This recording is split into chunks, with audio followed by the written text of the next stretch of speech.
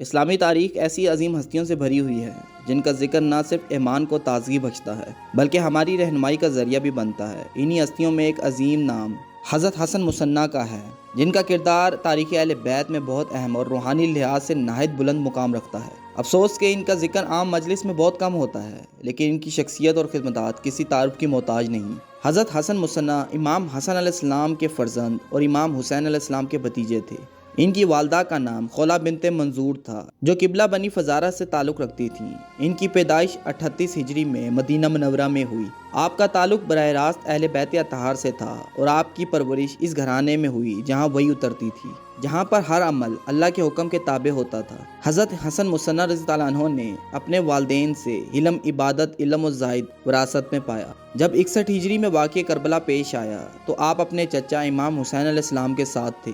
میدان کربلا میں عاشور کے دن آپ نے بڑی شجاعت سے جنگ کی، کئی دشمنوں کو واصل جہنم کیا، لیکن دشمنوں کے نیزے اور تلواروں سے شدید زخمی ہو کر زمین پر گر پڑے۔ روایات کے مطابق قبلہ بنی اسد کی ایک نیک خاتون نے دیکھا کہ ان کے جسم میں سانس باقی ہے، لیکن اللہ کو منظور تھا کہ اہل بیت کی نسل باقی رہے۔ انہیں مردہ سمجھ کے چھوڑ دیا گیا، اس لیے انہیں موضوعاتی طور پر بچا لیا گیا۔ چنانچہ آپ کو خفیہ طور پر کوفے کے ایک نیک گھر میں منتقل کیا گیا، جہاں کئی ماہ علاج کے بعد صحت یاب ہوئے۔ مدینہ واپس آ کر آپ کا نکاح اپنے چچا امام حسین علیہ السلام کی صاحبزادی حضرت فاطمہ بنت الحسین رضی اللہ عنہ سے ہوا۔